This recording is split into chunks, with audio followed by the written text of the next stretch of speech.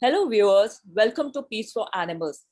Today we welcome Poorva Joshipura, the current Senior Vice President of International Operations with PETA Foundation, a European affiliate of US-based People for the Ethical Treatment of Animals, a member of the Board of Directors for PETA India, former CEO of PETA India, and former co-opted member of the Animal Welfare Board of India. She has been actively raising awareness against the plight of animals used for food and other industries across the globe for over more than 20 years now. So we welcome Poorva. Welcome, Poorva, and we are glad that you could make it. And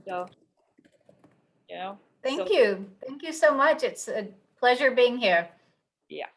Okay, Poorva, let's start from not much is known about you. How did you what was your childhood like, and how did you decided to become an animal activist? Like, was it like your environment at home, or suddenly some incident happened which kind of created helped you? I mean, or just kind of you moved on to become an animal activist. What was your can you just share something about your previous Sure. Absolutely. Well, I grew up eating meat. I grew up eating meat. I grew up wearing leather. I grew up buying animal tested products. My mother was vegetarian. My father was vegetarian initially, but then as he got older, he had started to eat meat.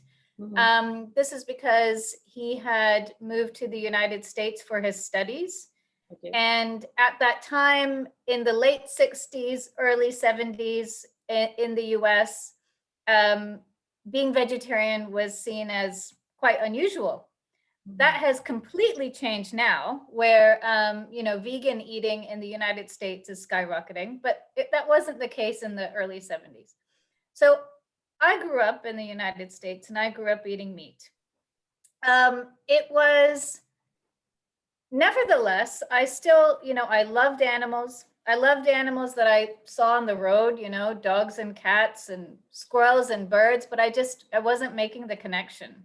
My grandmother loved animals. She would always feed the birds or, leave water out for the animals and that kind of thing.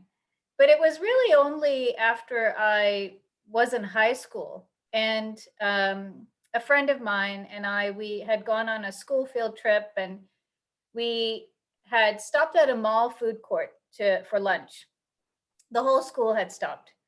And so I decided to get a McDonald's chicken burger for lunch, and she decided to get something vegetarian. And we both met back at the table, and she says, "Are you really going to eat that?" And I said, "Why not?" And she said, "Well, because it's an animal. It's a dead animal."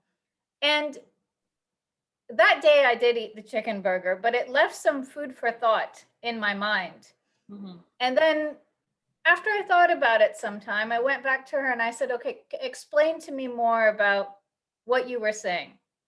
And that was really the beginning of my journey into becoming vegetarian, into encouraging my entire family to also stop eating animals, and then to become vegan and get more and more involved in the animal rights movement.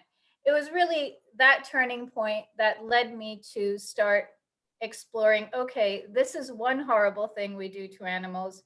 What else do we do? And really, it was a catapult to stop eating them, stop wearing them, stop buying animal tested products, and then ultimately deciding to dedicate my life to protecting them. How old were you then? I was 16. You I were was 16 when I stopped eating And this meat. friend of yours was also an Indian, or was she an American? No, she was actually British, Okay. but she had moved to America with her family. And she also works for PETA now. So both of us, we kind of went vegetarian. She went vegetarian before me, but we decided to go vegan together. And both of us started working for PETA almost at the same time as well. So that's been a very interesting journey. She works for PETA US. I have worked for many different PETA affiliates in my over 20 years career with PETA. So that brings me to the next question. What made you join PETA only? Well, PETA is very committed to animal liberation. You know, PETA's motto is that animals are not ours to experiment on, eat, wear, or use for entertainment or abuse in any other way. And that really resonates with me. It's not okay to put chickens in a slightly bigger cage and then steal their eggs. It is not okay to steal the skin of a cow just because you haven't you want to wear just leather or something. because you've stunned the animal before taking their skin. Stunning doesn't happen to pretty much any cow or buffalo in India, by the way. In almost all of the cases where cows and buffaloes are killed in India, their skin is stolen from them after their throats are slit in front of their companions.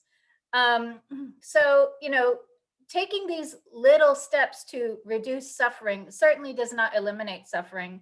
And I think that's what sometimes sets PETA apart from other organizations, which is that they're all about animals are not ours to use. Full stop.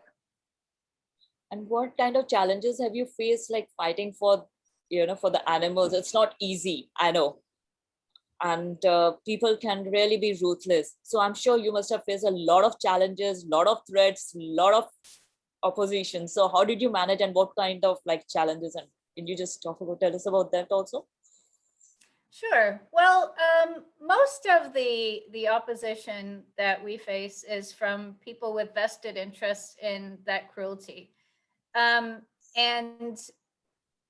most members of the general public, if you bring the information to them, most people are kind.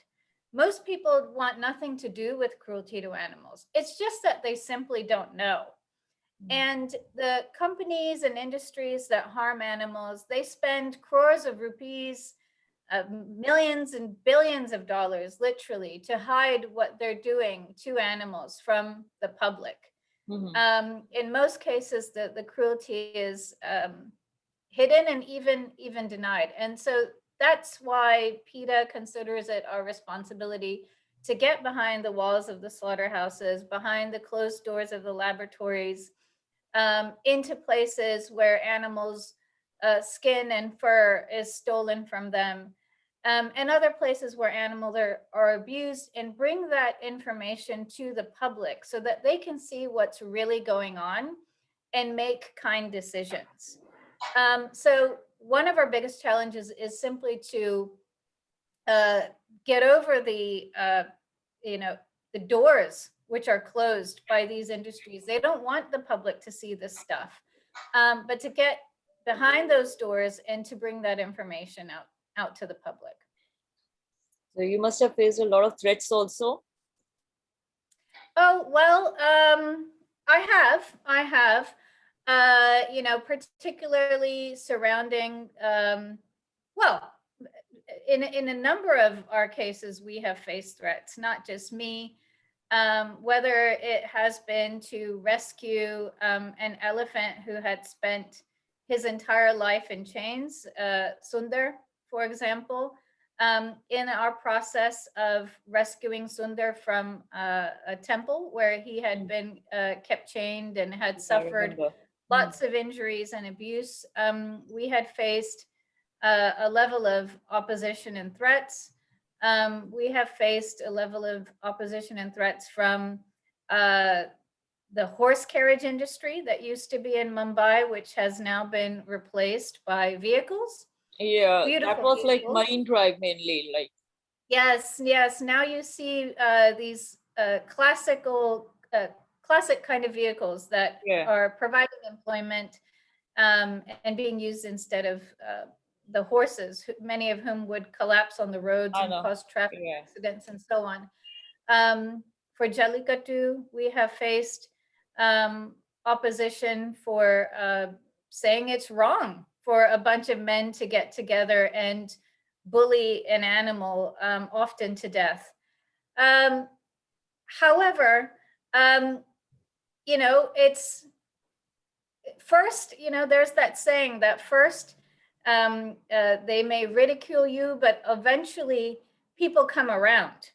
As more and more people understand what it is that these animals actually endure, that opposition becomes less and less. And we have more and more people on our side, and especially in India, where really the most of the public does have an understanding of the need to be kind to animals. It is in the Indian Constitution as a requirement for everybody in India to be kind to animals, under Article 51 AG. And there is also, for many people, a cultural and even a religious reverence for animals in India that they're familiar with. India is also regarded worldwide. It's famous for its respect for animals. And so, yes, there is some opposition by people who are hell-bent on either gaining monetarily or in some other way from the cruelty to animals. But the public support for fighting that cruelty is much higher. Okay. You've talked about Jallikattu, right? And you really fought for it. But isn't it back? Like AW has withdrawn the petition and Jallikattu is back again. And I mean, nothing as much has come out of the protest and everything. Though initially, I think for a couple of years, Supreme Court had banned it, and then people protested against the ban, and again it's back. So what is PETA's stand on this? Like what is next? Like what do we do now? Well, the AWBI petition to stop Jallikattu is still pending in the court, along with PETA India's petition. It's so they haven't revoked that at all. So that's not correct information. Okay. But since Jallikattu was allowed again in 2017, dozens of men have lost their lives. Many bulls have lost their lives. These are all people and animals who would have been alive had Jallikattu not been allowed again. Jallikattu continues to cause tremendous suffering, both for humans and animals. It's, if you can imagine being gored in the chest at full, a panicked bull who is running full speed. There is no, where there is disrespect for animals, there is often disrespect for human beings as well. We see that time and time again. Take, for example, the leather industry, which is extremely cruel to animals. It exists from the butchering of animals, but the leather tanning process also caused tremendous environmental damage and premature death, often cases in people who work in and live near leather tanneries. So same thing kind of here, where the abuse of animals and the abuse of human beings goes hand in hand. PETA will keep putting out information about this. The Supreme Court had banned Jallikattu to start with. It is a shame that the ban has been essentially overturned due to the vested interests of a few. But we expect that Jallikattu will be banned again. The law is certainly on our side. It is illegal under the Prevention of Cruelty to Animals Act 1960 to cause any animal unnecessary suffering. It is illegal under that law to instigate fights between animals or humans and animals. It is illegal to use bulls in performances. And it is a threat to human life as well. And so the law is on our side. Most people are on our side. You know, imagine if the same thing was done to cows, that if a bunch of men got together and tormented cows. Well, these are just males of the same species. They're the sons of cows. So it's wrong to do them too. They suffer just as much. We wouldn't stand for it if the same thing happened to dogs either. And it's just as wrong to do to bulls. You know, when these animals are terrified. You can see in the video footage that PETA has obtained, but you can also see in any footage of Jallikattu that these animals are absolutely terrified. They're reluctant to go into the arena. As a result, they are stabbed with sharp objects. Their tails are broken, so they're forced into the crowd. And then once they're in the crowd, they are simply trying to flee. They are not ferocious. They are not violent. They are simply trying to get away. And in that process, they often slam into things. They slam into people who are in their way because they're terrified. And they often break their bones. And many of the bulls die, and so do people who are involved. So this type of spectacle is considered archaic. Globally, we are seeing an end to these types of events, not not a continuation around the world. We're seeing circuses are no longer using animals. We're seeing a movement away from using animals for entertainment and certainly causing them so much harm.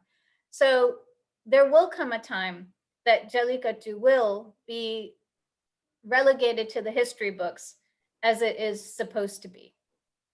What about the bullfight in Spain? That's still on. So PETA hasn't taken. Well, it's not actually. There's, in most countries around the world, bullfighting is illegal. It is considered abhorrent. And parts of Spain also do not engage in bullfighting. But India should not be looking to the West on how to treat especially cows and bulls. India is respected worldwide for its kindness to these animals. You have legislation in many states around the country that prohibits the killing of these animals for beef. You have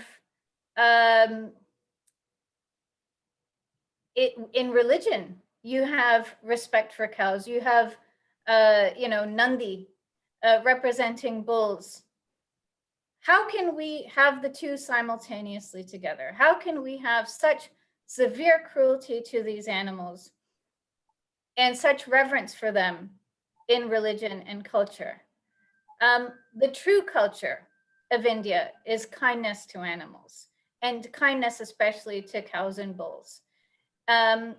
Jallikattu is really only played in a few villages in Tamil Nadu. It is not, most people in Tamil Nadu do not engage in Jallikattu. So to label it as something which is, to wrongly interpret it as something that is widely played or widely kind of supported is wrong. Most people in that state have nothing to do with Jallikattu. And most people, once they understand the cruelties that take place in Jallikattu, want nothing to do with it either. Yeah, isn't it ironical that you said that India is the country where they are worshipped, they're part of our religion, and that's how we grow up looking at cows and bulls. But still, cows are the most ill-treated animals in India, if you look at it. I mean, their condition is really, really pathetic. So yes, I don't think so. We have been able to change mindset of people who are using them, and then they just once they stop milking and they are old, they are like butchered and they are sold, they're left on the road, and they're just like trying to fend themselves, you know.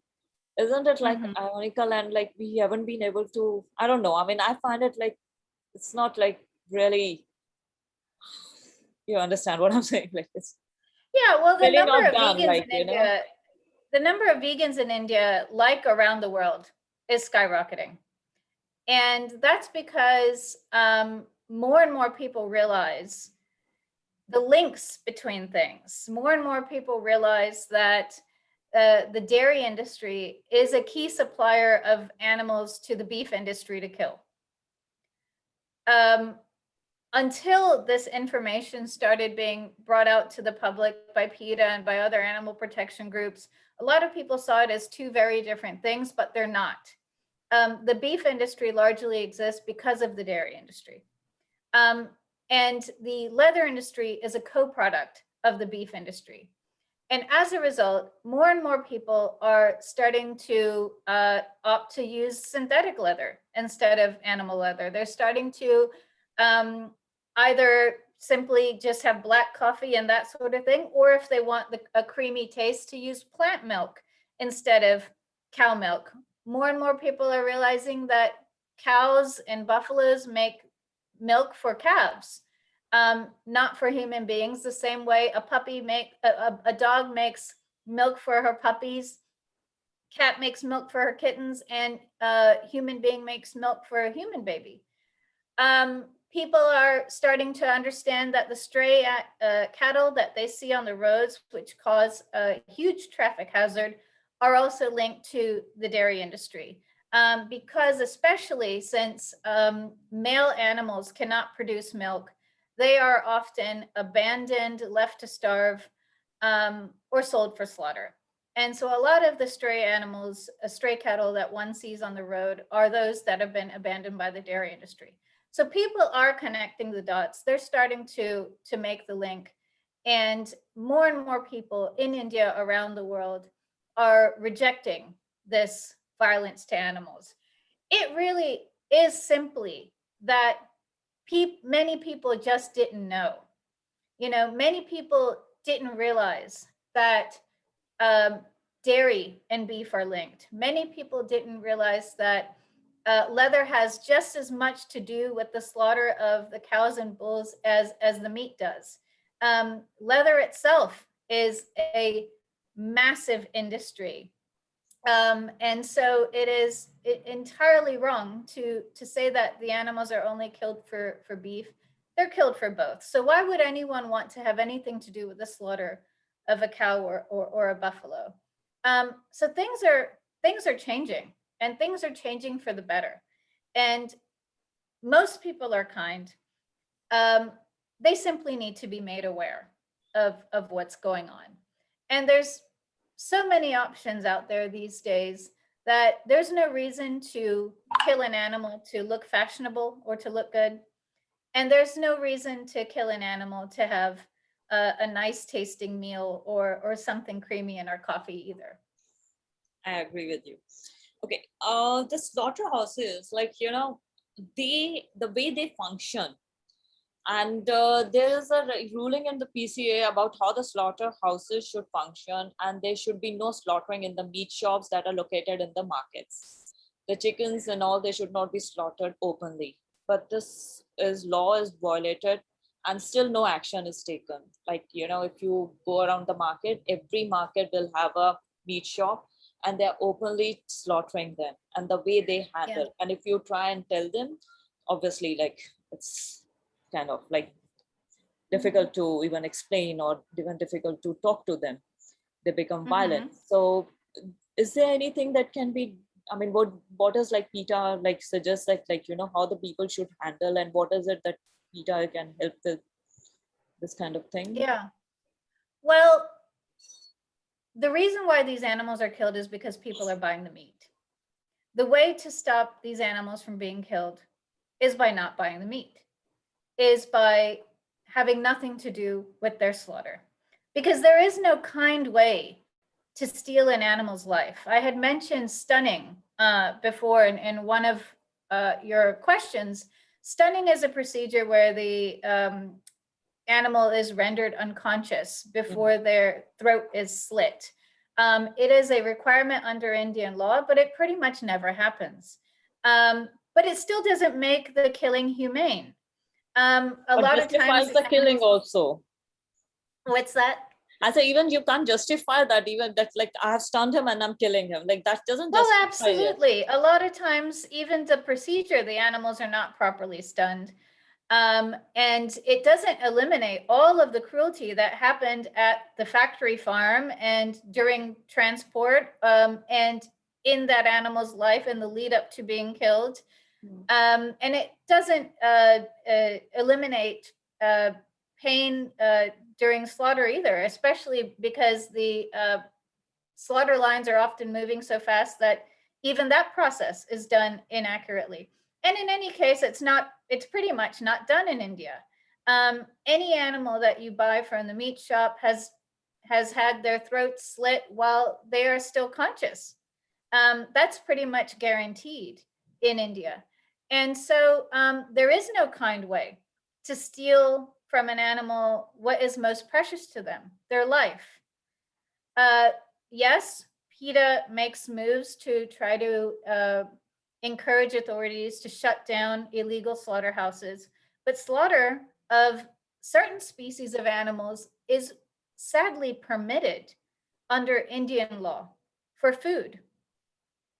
We wish it was illegal. It should be illegal, but it's not. And the reason why it's not illegal is because people are buying the meat. And so the more people who go vegetarian and the more people who go vegan, the easier it will become to see one day when these animals are no longer killed.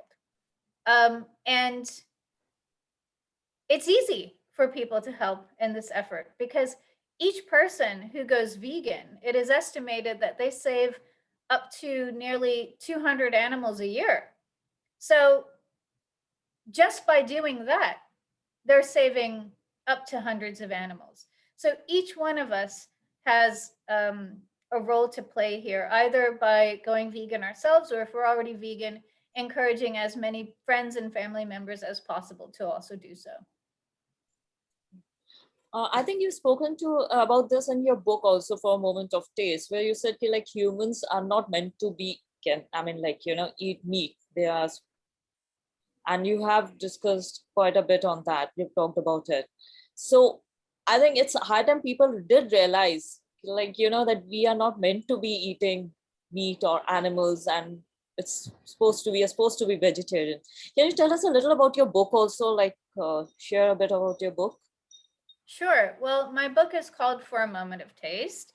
As you mentioned, it is available in bookshops or Amazon, Flipkart, the normal places that people buy books.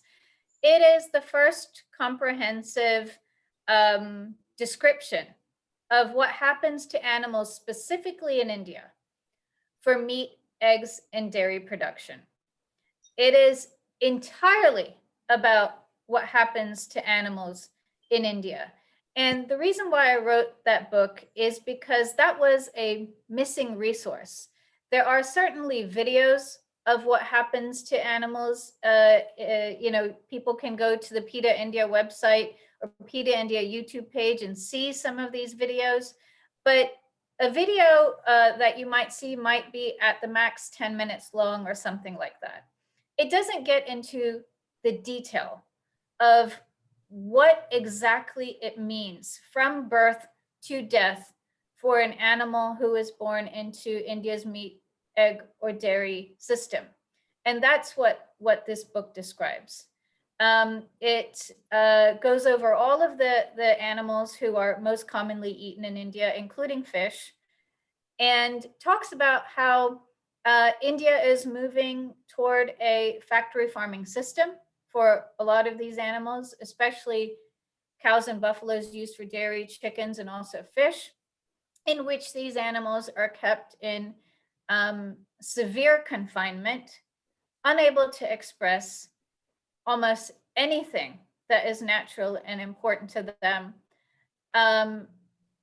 often mutilated, in numerous ways, whether that is castration, horn cutting, or having their beaks cut off in the case of chickens, and so on, and then ultimately killed.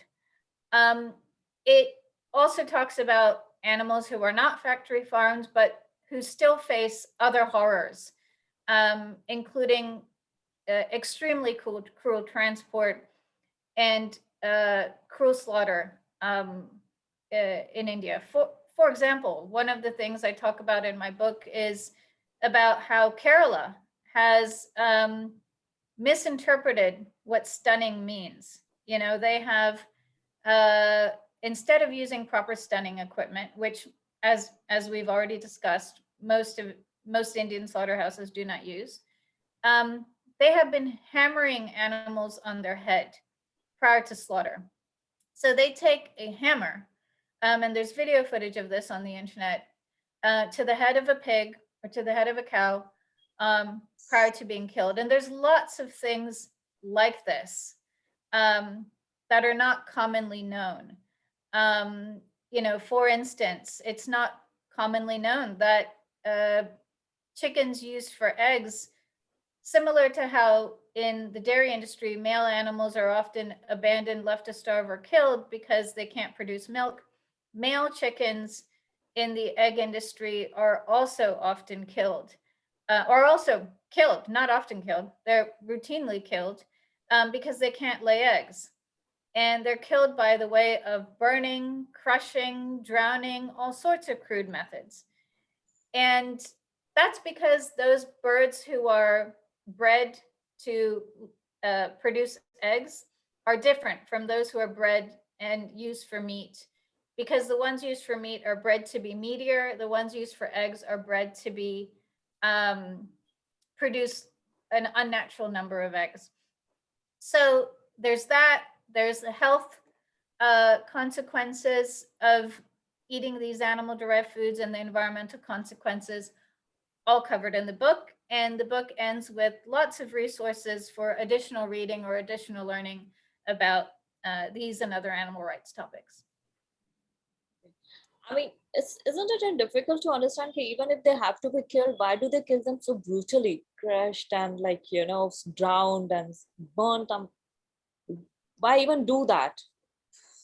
Well, because the entire industry is based on using Cruelty. the animal. It's not based on care for the animal. And whether they crush the animal, macerate the animal, there is no kind way to kill the animal. Yeah. Certainly some ways are probably less cruel than others, but there is no kind way. And you know, these industries that exist to butcher the animal, to maximize use of the animal, no matter what that maximization, how that affects the animal, cannot be trusted to then also care for the animals. We have seen that's been proven time and time again. The chickens in nature, a chicken lays only 15 eggs a year. This is, the chicken's wild ancestor lays 15 eggs a year. They are bred to lay about 250 to 300 eggs a year. This results in huge amounts of calcium loss from their bodies because of the calcium used in egg production. It causes their bones to be brittle and their bones to break. It causes incredible welfare problems for these birds who have nothing soft to stand on. They spend their entire lives in wire cages. Similarly, for milk production, a drug called oxytocin is often used to force the letdown of more milk than is natural. That causes these animals pains that are similar to labor pains. These animals are also often bred to produce way more milk than what is natural, causing mastitis, lameness, inability to walk, and all sorts of horrible ailments that are described in my book. So these industries have shown over and over again that their primary purpose is profit, not animal welfare. I think it's like high time, since like, the younger generation, the kids, the children should be made aware of these things so that they take up the, the fight further. So is PETA organizing any of these kind of awareness programs or awareness kind of like educational programs for schools or colleges where like, the students or the children can be like, shown all these things and then they take it up, Yes, for sure. We have a program called PETA Youth, which focuses on older children, or they're not really children anymore, but teenagers and young adults. And we have another program called Compassionate Citizen, which is for younger children aged 8 to 12. So the program for younger children is free. It's available to any teacher who wants to use it. A lot of our volunteers also take it to schools, and it's about encouraging basic kindness for animals and children. And the older program really gets into different issues. We take it to, we're out there at different college fests and concerts and other events where young people gather to help them in very creative ways try to understand about what happens to animals for meat, what happens to animals for leather, and so on. Take, for example, we have one exhibit. It's called iChicken. It's a virtual reality program where the young people, they use these cardboard kind of virtual reality headgear. And there's a video that's shown in which they are put into the place of a chicken.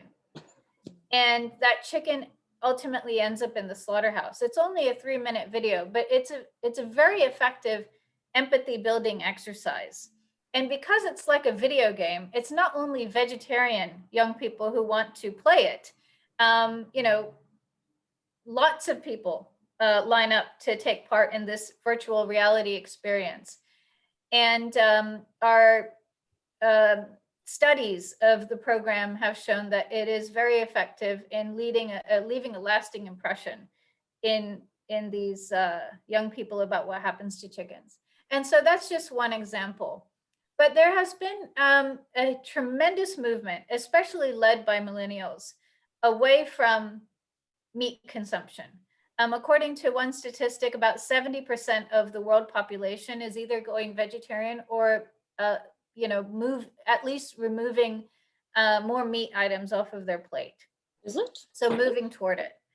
And this movement is really led by young people, because more and more young people are aware through social media and through other such means, their friends in college and so on, about what exactly happens to animals for meat, eggs, dairy, leather, animal testing, you name it. There's a lot more awareness in the young population, and they're fighting it with their consumer groupies by saying, no, we're not going to support any clothing or any type of product which has come from cruelty to animals. What is the most rewarding and the most challenging part of your work? Oh, well, rewarding is every day.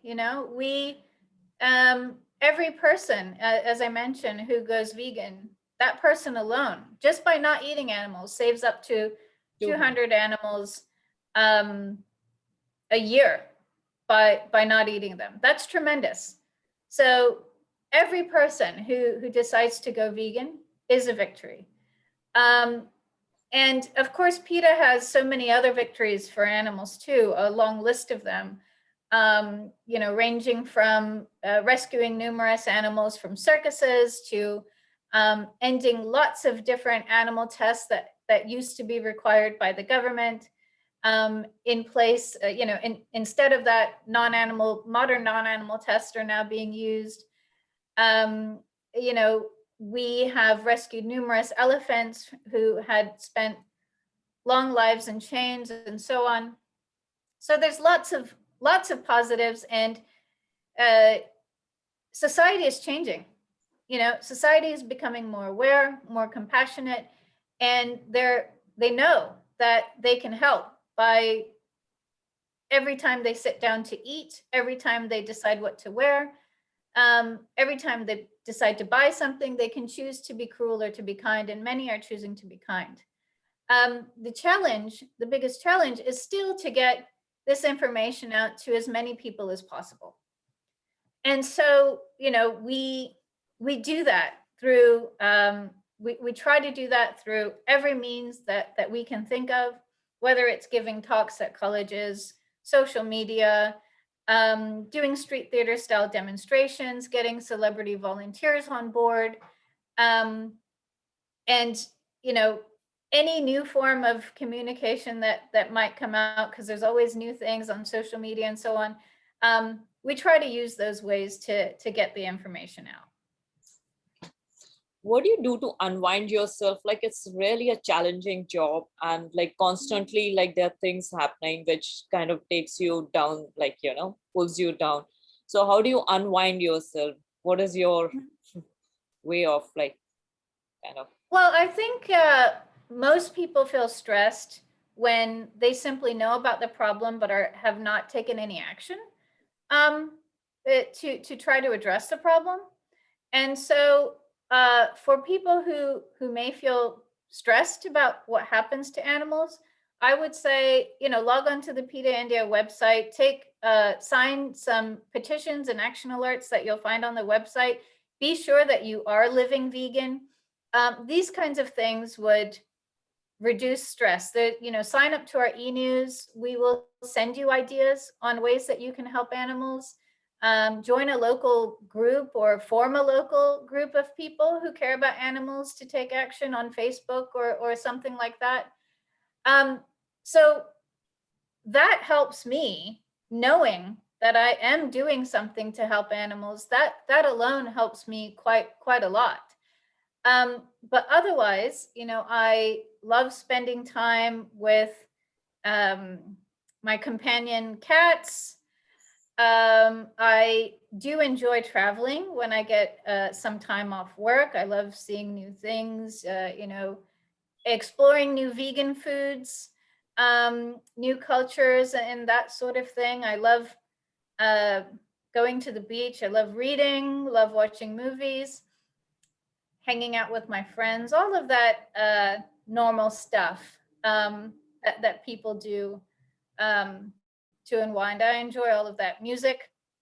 But really, I think that the question kind of stems from, it must be so difficult to see all these cruelties every day. And it is, but that's the motivation for doing something about it. One animal save gives you a kick, right? Like, when you get to know, okay, we managed to save at least even one animal life saved, it kind of like, motivates you to do more. Sure. And, people don't need a huge amount of time or any special skills to help an animal. If people have, if they have an ability to donate, they can donate to PETA, they can donate to any other animal protection group. If they have, they can incorporate helping animals into their profession. For example, if they're a teacher, they can use our Compassionate Citizen program. If they're a doctor, they can talk to their patients about how eating vegan can help them.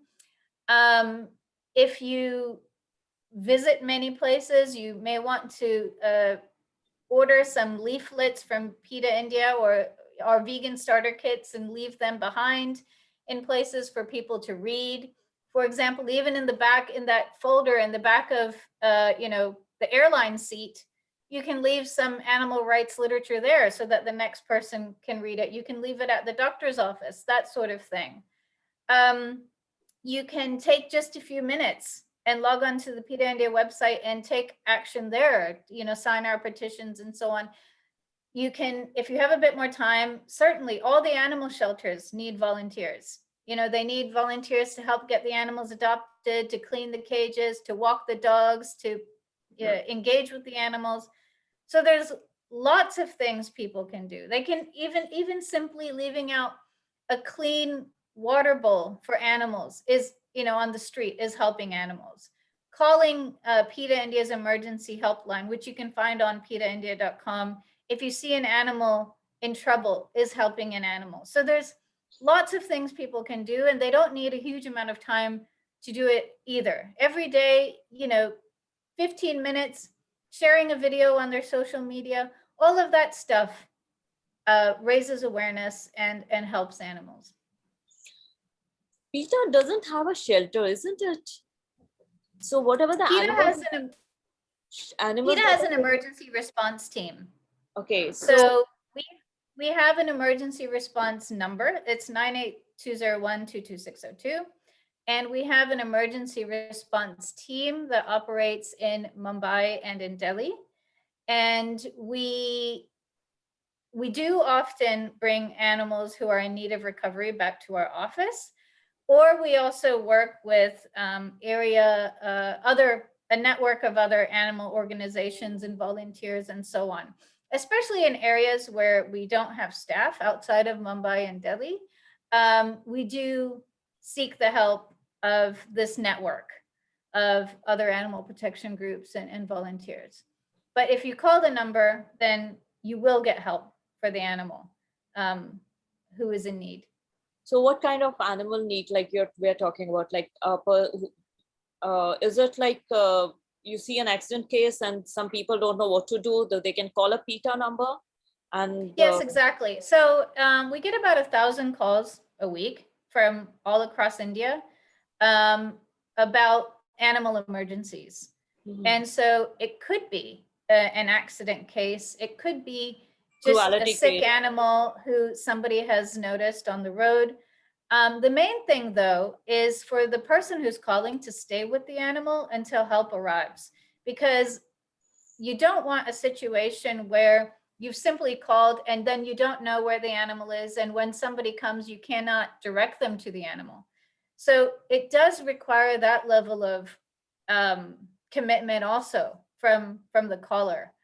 But yes, it's about that. It's often, sometimes people call us also about crimes committed against animals. And we either guide them or, file an FIR ourselves, or whatever is the need, considering on a case-by-case basis. So PETA doesn't have plans of opening a shelter kind of a thing, or a hospital where, like, the treatment can be done and all these things can be, like, help can be provided, where the people can bring in their... Well, we have, you have to remember that there are countless animal shelters in India, but not countless animal rights organizations. Mm-hmm. And so PETA does have veterinarians on staff. We do have animal rescuers on staff. We are able to provide veterinary care and so on. And where it is some extra help is required, we have partner kind of organizations. For example, in Mumbai, we might take the help of the BSPCA, or we might take the help of somewhere else if the situation requires like a hospital admission type scenario. But that emergency response work, even though we get 1,000 calls a week, and it is a huge part of the work we do, the bigger work we do is about animal rights. And by that, I mean that we focus on the areas in which the most numbers of animals suffer. That is, animals used for food, animals used for clothing, animals used for experimentation, and animals used for entertainment. And in those areas, we work to bring information to the public so that they can stop eating animals, wearing animals, and contributing to cruelty to animals in that way. We encourage improvements in law. So say, for example, right now, we we're working to try to improve the penalties for cruelty to animals under the Prevention of Cruelty to Animals Act Yeah, 50 1960. rupees is hardly an Penalties are amount very which anybody would feel pinch about, like, you know. exactly. And we also work to stop cruelty to animals by corporations, by encouraging them to either do away with animal testing or to stop selling animal-derived products and so on. And so the hands-on work with stray animals and so on is, of course, important. And it cannot be neglected, and we have to do it. However, when you look at the sheer numbers, around the world, there's about 80 billion land animals that are killed every year for meat. That is about 8 times the size of the entire human population. And that's just land animals. If you count fish, we're talking about trillions of animals in a year, up to trillions of animals. And so it is important to, while caring for dogs, cats, and other animals that we can see, we must not forget the animals we cannot see because they are on factory farms and because they're behind the walls of the slaughterhouse. That's true. Thank you, Poorva. I think we're running out of time. Thank you, Poorva. It was really very, very informative. I think like if the dissections had stopped long way time back, few couple of like around 10 to 15 years back, I would have become a doctor. I couldn't become a doctor because I couldn't. Oh, well, I mean, I just can't afford to look at even like, dissecting a cockroach. So it was so difficult for me. So I hear you. And unfortunately, now, as you know, dissection is not allowed at the college level. Yeah, it's virtual now. Virtual, and there's lots of other ways to learn about the human body or even the animal body for vet students, which don't involve killing and cutting apart an animal. We don't kill and cut apart human beings to learn about the human body. True. Not live ones.